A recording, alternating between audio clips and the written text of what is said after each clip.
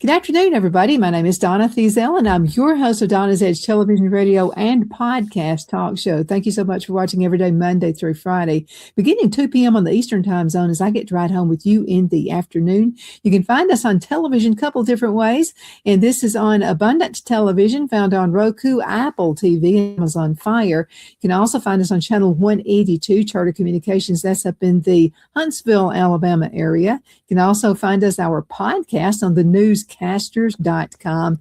Another way you can find us as well is, on Facebook, YouTube, all of those areas there as well. And we've got a new area of finding you as well, and that's on yournews.com. Really proud to be part of that platform as well. So if you'd like to pull up just my stuff, you can do yournews.com, do a little / author, AUTHOR, another / Donna's Edge, but you're going to see that all down in the little ticker that's down there on the bottom. Okay, I've got AP Steadham with me right now. AP's the sports guy. As a matter of fact, I told Sam Anthony that he really needs to get in contact with AP, and because of, you just cover the whole thing. You've got people right here in Clemson crazy about you. Well, some are not because they are like South Carolina fans, but you know what I mean. Right. The South Carolina fans like you. You know what I mean? Oh, thank you. Of all worlds. That's the best way to do it. What's going on, AP? Yeah, Donna, we've been discussing this transfer portal NIL for quite a while now, but maybe something's going to happen in Washington. It's a bipartisan legislation. They're trying to do something here in the month of May, hopefully. So they're going to have maybe a revenue sharing cap. They're going to have the agent fees at 5%. That's the cap on that, because right now, Donna, there are some agents charging way above 5% because there is no limitation at this point. So that's probably good for the athletes to limit that to the 5% with the agent fees. They're proposing to just have one transfer, and then after that one transfer, you have to sit out a year. So if you can have the one free transfer to play immediately, but if you transfer again, then you have to sit out. So that's something new. They want to guarantee 5 years of eligibility, even if you're injured. So just the 5 years. They want to have what's called the SAFE Act. So that's involving the agents. They want to have the agents register. They want to make sure that they ban people from misrepresenting name, image, and likeness deals. So that's pretty important as well, right? Because you can have these agents telling you that you're receiving X amount of money and it's short of that number. So you have to be truthful in your representation of the name, image, and likeness arrangement. And they want to make sure that the non-revenue sports are supported, because as we saw, Arkansas had banned their tennis, but now that's coming back. They reconfigured everything. So I'm glad that tennis teams are coming back with Arkansas. So, but these are some of the things that are part of this non-partisan, this bipartisan legislation, I should say. Yeah. So hopefully this is going to happen. But now the Wild West is not looking so scary as it was this time last year. Right. It's important to get those things put together. So let's just go ahead and talk about, because it was just getting a little bit out of hand. It was getting out of hand where I could just, anytime I want to, I get my feelings hurt. I quit this team, I'll go with another one. Right. So now the coaches have a little bit more leverage, but the players do as well. They still have that one transfer free. So they can make a move. So hopefully they're being thoughtful and careful with those decisions, because if you make the second move, then you would have to sit out, and you have those 5 years of eligibility. So there is some slight balance there. Yes. I'm glad to see that, because what I was seeing happen, boots on the ground, what I was seeing happening was you were taking away the team spirit. There was a time you just stuck with your team. Let's just use Coach Paul Bear Bryant. Okay. So I mean, there was a team spirit there. I mean, the Right. guys went through the rough times and the bad times. Nobody got their feelings hurt. You just did what you were supposed to do. I want to see that back again. I'm afraid if this had not been put in place, again, bipartisan effects here, had it not been put into place, I'm afraid that it would just ruin football, college football. Yeah, I don't know what the effect would be exactly, but Donna, Saturday comes, universities, schools, colleges, they're going to field the team. Mm-hmm. And so that's the nature of even all the transition and the change and the moving back and forth between the teams, within the conferences, outside the conferences. People are going to adapt and apply the rules as effectively as they can, given the boundaries. So, but now it'll slow down slightly, but you're still having movement, and you still players have some leverage as well. Coaches have some leverage again, because after they move that first time, the second time it's going to be hesitant because you have to sit out the year. Mm. So there is a slight change in the Wild West. Yes. Mm-hmm. Yeah, I think it's for the good. Absolutely. I mean, because you need a unit. There needs to be, you know, we're all in it for each other, all in for one. And I think that could come back. Yeah, it is easier. That it will be slightly easier, but when it was where you're transferring every year, then that means the other team is in the same situation. Mm-hmm. So, but there is a little bit more balance now, and there is maybe you can get to know some people on that team a little bit longer than 1 year. Right. That would be great. You know, it's like the Wishbone Boys. You know, it's a great event you put on a few years ago. And it was so good to see that. I mean, it was like they were back in college again, you know, years later. But there has to be some kind of a group, you know, we're brothers, we're in this together.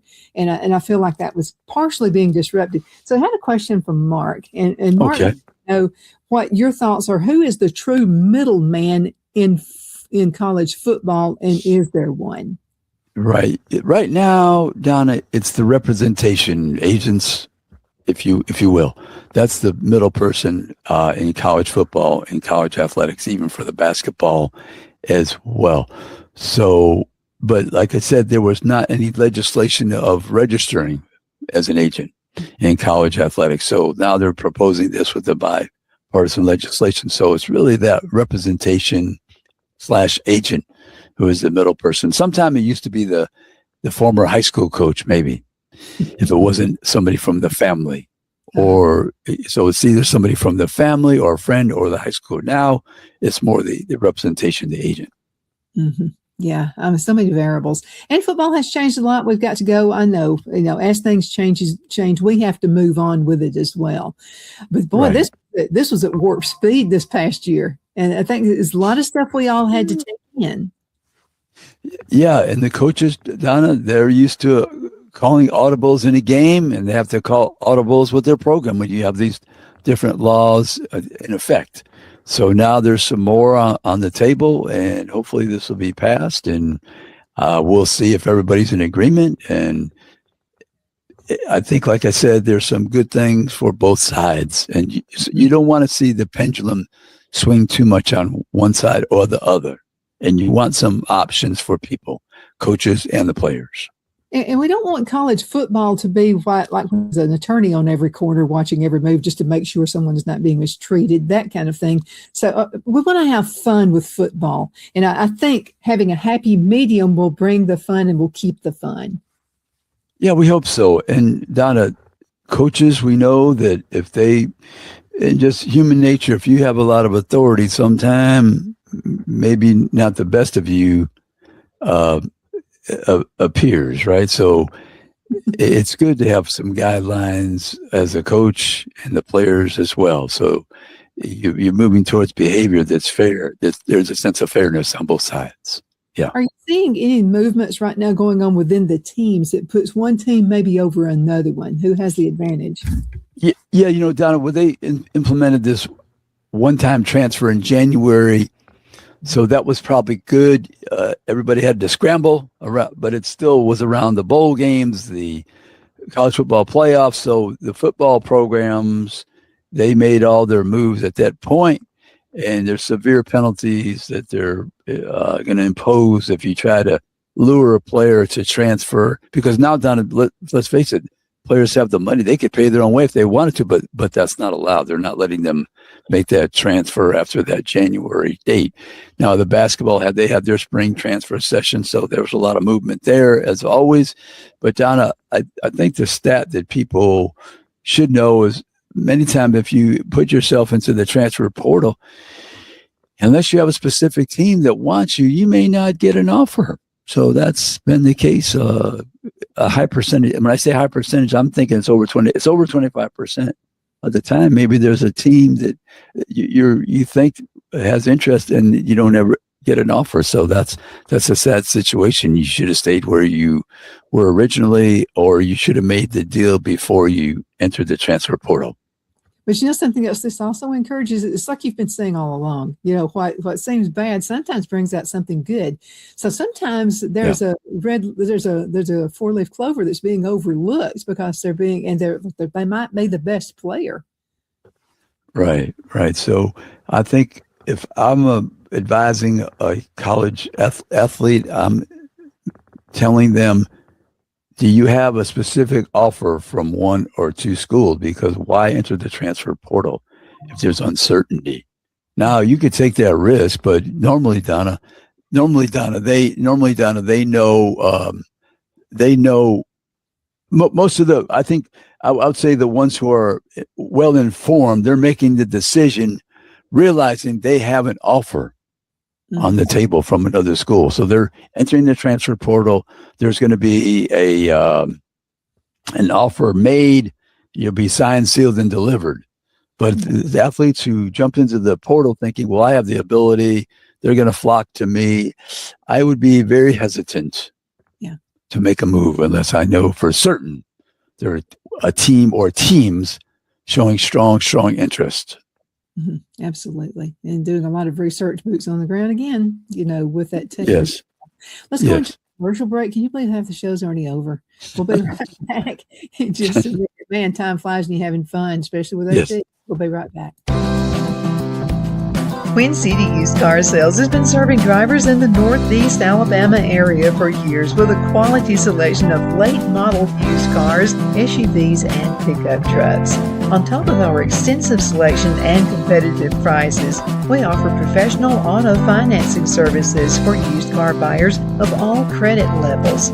Whether you've just begun your search or you're ready to secure your next vehicle, at Twin City Used Car Sales, you will drive away with the vehicle of your dreams. The sales and finance staff at Twin City Used Car Sales looks forward to serving you, and you can apply for financing online before your visit to our used dealership in Gadsden, Alabama. Check us out on the web at twincityusedcars.com or go by our location at 901 First Avenue, Gadsden, Alabama. We sincerely look forward to serving you.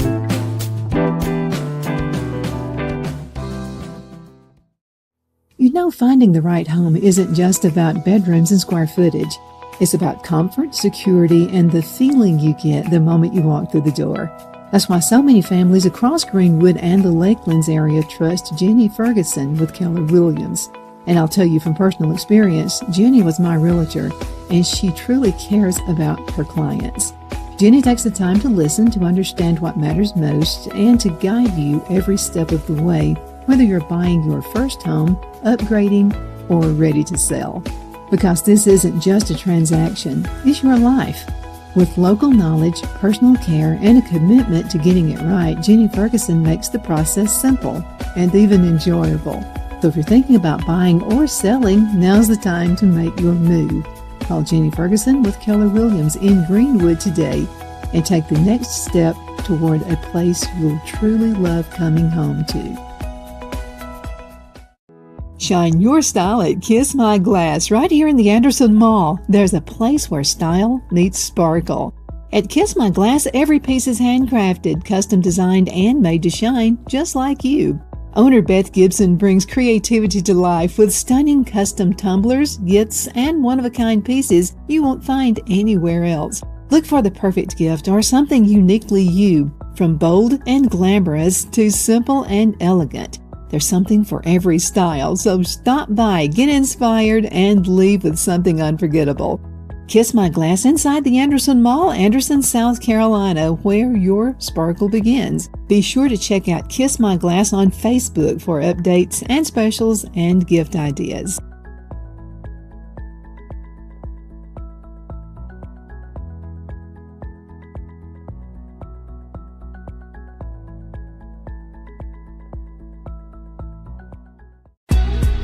Donna's Designs offers a line of handmade memorial, wedding, and keepsake jewelry that launched back in 1970. I'm a self-trained jewelry designer, and I will work closely with you to create unique designs you can love and treasure for years to come. Whether that be flowers that were used in a funeral arrangement or stones you found on the beach at a memorable trip, call me at 256-659-4319, and let's think of the possibilities. Lowe's knows that the projects you build in spring are the ones you can't wait to share. It's why we make sure you have our best deals with My Lowe's Rewards, and that you get help from people who've been there, done that. Try this. This spring, we'll help you build something rewarding. Hey, Stan. What's up? I made you something. Oh, thank you. And I got something for you. You grew these? Of course. Lowe's knows how to help you spring. Good afternoon. We are back. My name is Donna, and I'm your host of Donna's Edge television, radio, and podcast talk show. Thank you again so much for being with us every day. We appreciate that. Beginning at 2 p.m., and that's Monday through Friday. And any way you'd like to find us, we're glad to keep you. Absolutely. I've got AP Steadham with me right now. AP, we've talked about football and, college football and how it's changed. There's some great things that have come out of it. But let me ask you a question. Are there any upcoming players you really got your eyes on right now? Well, I don't know. Let's speak to the Clemson fans. I'm interested in the quarterback situation. I mean, I know they have a young prospect coming in from Arizona. I was told by the Clemson folks, but Chris Feazell, and I'm hoping I'm pronouncing that correct. He's out of the Birmingham area, so he's been there a while. So he's competing for the position. So I think if I'm the Clemson folks in this quarterback-centric era that I mentioned over and over again, they're highly anticipating that decision and what's going to happen if we the starting quarterback, or maybe they'll use two. I don't know. I'm not sure if Dabo is the type that would use a couple of quarterbacks. He might do that. Maybe to the first 2 or 3 games. I think that's an advisable strategy. If you're not certain, you're trying to want to see it in live, the performance, how they produce on the field. So maybe he does that for the first 2-3 games, but it's so important, Donna, to establish the quarterback, or establish, in my case, a couple, because I'm not afraid to play 2, but most coaches want to play 1. So I think that's a player to watch out for. Who will be the quarterback at Clemson?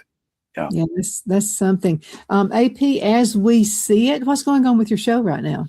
Yeah, Donna, we had a great guest last week. First time, Alex Miller. He was from the Bryan College Station Eagle. He covers the Texas A&M Aggies. So we discussed their football team, and they have anticipated to have a good team down to probably, top 20 minimum. So contending for a playoff. They made the playoffs last year, had a home game, lost to Miami, low scoring. They only scored 7 points, 10-7. So they lost to Miami. It was the eventual they made the championship game. So, but Texas A&M returns their quarterback, Marcel Reed. Mike Elko, he's the coach who's been there a couple of years now. He's doing a great job with that team, and let's see if they can get better. They have a tough schedule like everybody in the SEC, but they play Arizona State as a team. That's a home game for them. So Arizona State's the team who was in the playoffs a few seasons ago.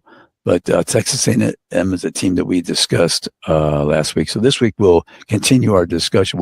We always pick out a team to get a representative who covers one of the SEC teams. So we still have probably, I think, half a dozen left in the next half a dozen weeks or so. So we'll find which team we're going to discuss. The other thing, Donna, I was able to be at the Jimmy Rain function. We had a chance to visit with the Auburn football coach, Alex Golish, and we had a chance to visit with the head basketball coach, Stephen Pearl. And then we spoke to Mike Krzyzewski, the former Duke University coach, and I posed a question to him about the capping of money for coaches. And people can watch that video. I think you'll find it. I made a short because when you go to YouTube, John, you know how down they have the long version, or you can make a short. So I have a short and also the long version of that interview. So we have those two interviews as well with the Auburn football coach and the Auburn basketball coach. That's on the AP As We See YouTube channel. That is so interesting. So let me ask you a question, because we've been talking about, having the two players. Okay, is there an underdog somewhere that you think could come up out of the ranks if they had two quarterbacks that they actually use one of the others? Right. Looking at the SEC, Donna, as an underdog, I would say we know that Vanderbilt lost their quarterback, so they have a hotshot quarterback coming in, and out of Georgia, matter of fact. So, Vanderbilt is always a team that has struggled, but in these last couple of seasons, they were able to compete with any team in the conference. So this freshman quarterback that they recruited out of Georgia, and I think Georgia, was the main contender for his services, and Vanderbilt was able to lure him. So I would think Vanderbilt is once again a team that we're watching to see if that freshman quarterback, he'd probably make some mistakes. And we're trying to get the Vanderbilt folks on our show in the coming weeks to preview their team. So, but I would think you watch Vanderbilt. Teams that have quarterbacks that they're not certain right now, maybe Florida, in the SEC specifically, Florida. I'm trying to think. Kentucky, they have a new quarterback, and Alabama, they still have the huge battle at the quarterback position as well. Missouri will have a new quarterback, and Arkansas will have a new quarterback, and I'm trying to think of one other. I think that's it. The other teams, Auburn has a quarterback coming in with the new coach from South Florida, very successful. A&M has their quarterback. Texas has their quarterback. Georgia has their quarterback. And LSU has a new quarterback, Sam Levitt from Arizona State. So that's a new quarterback. So there's a handful of teams down that they're waiting to see if their quarterback fits their system and will produce each and every week. Looks like this is going to be the year for the quarterbacks. They're going to get all the attention. Yeah, quite a bit of attention on the quarterbacks. Like I said, I must have mentioned half a dozen. I didn't count them, but it's quite a few. It's maybe 50% of the league new quarterbacks. So that's always exciting, right? Because someone can emerge. Yeah.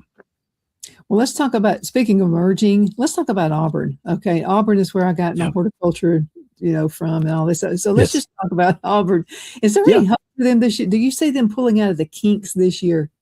Well, I feel positive because they brought their quarterback with them, Alex Golesh from South Florida, and he had the 42 touchdowns, 28 throwing, 14 on the ground. I guess the fans got a chance to see him, and he has an unusual release of the football, but he produces. So, and they brought some players on the offensive side, and usually Auburn is fairly stable on defense, but the last couple of years offensively they've struggled. So if you have complementary football, you have to feel good about Auburn improving in the win column. Now it's highly competitive these last couple of years because of the NIL, the ability to pay the players, pay and acquire players from year to year with the transfer portal. So it's very difficult, and I would foresee maybe there's not an undefeated team in the conference. I don't know. It's going to be, Texas is one of the favorites, in Georgia. I always pick Georgia until further notice, Don, because they win even in spite of themselves. They had trouble rushing the ball. They dropped the football the most a couple of years ago, and then they still won the conference because they play solid defense and they know how to win. So those are some of my thoughts preliminary about the league. Texas and Georgia, the teams to watch, but Georgia especially because they've won it in the past, and their coaching staff, they know how to win on Saturday. Well, let me ask you a question, because there are so many changes with quarterbacks in so many different teams this year, and that's kind of unusual. So does this mean they need to play better offense or better defense? We want both, of course. But which one? Right. Yeah. Donna, some teams, they can score 40 points. Some teams, they just have a knack for putting points on the board. So if you're scoring 40 points, your defense does not have to be as good usually. But most teams, I mean, you're trying to be above 30 points a game, let's say, especially in the conference. That's a high number. So if you can reach that level defensively, and maybe let's say you have some young players or people that were reserved last year, and this is their first time starting. If you can gradually over the course of the season improve, maybe you start mid-level as far as your defense, maybe by the end of the season, you're in the top echelon, and then you have that complementary offense, and that will give you hope to be a contender for the college football playoff. So you want to play good defense, Donna, because that gives you hope and a chance to win. You're stopping the other team. They can't score. If they're not scoring, you have a chance. But if it's a lot of points being scored and given up by your defense, then it becomes a long, tiresome season where there's such pressure on the offensive side because your defense cannot stop anybody. So sometimes it causes friction among the coaches, the coaching staff, and the team, because you want to have some level of defense that the offense can depend on you to get a minimal number of stops. Okay. Can't be every time they get the ball, they score. I mean, that's disheartening. Yeah. That's frustrating. Yeah. Okay. If I held a gun to your head and made you to pick the number one team right now, we talked about the underdog. So right. In your opinion, who is the number one team from what you've seen? So far in the conference, I picked Georgia, and right behind him is Texas, because I think that offense is going to crank up this season. They had the transfer of Camp Coleman. He's a very talented, tall receiver from Auburn. With Arch Manning played better as the season progressed. So I would say Georgia with Texas on their heels in the SEC. That's what I would say. So that could be a battle. Okay, now let's talk Clemson against South Carolina. Who's the better team at this point? Yeah, at this point, South Carolina has an established quarterback, Lenore Sellers. Now, they didn't have a good season last year. I think it was 4-8, so they're trying to rebound, as is Clemson. Clemson was 7-6 last year. So both teams are trying to make a comeback. Clemson getting much more than 7 wins, looking for 9 and 10. That type of season where South Carolina trying to have a winning season and defeat their rivals. So, South Carolina has their quarterback, but they have to play better on defense, and they have to block. The offensive line needs to help support that quarterback. And Clemson's looking to establish a starting quarterback. Yeah, I can really see the rivalry is going to be crazy this year. Okay, so let me ask you one more question. Less than a minute left in this segment. Okay. Is there a particular coach you think who might be in trouble right now, possibly lose their job? Yeah, we had some new coaches. Kentucky, Arkansas, new coach. LSU, new coach. I would say if I'm South Carolina, I think it'd be good advice to be 500 or better. I would say Shane Beamer's been there a while now, so see if they can win. Let me see. I'm trying to think of one other position. Everybody else has a new coach or has been winning and been in bowl games. I'm trying to think of any other teams. I'll say in the conference there, looking at all the teams, 16 of them. Top of my head, say South Carolina, you're trying to make sure you win this season. Yeah, get to a bowl.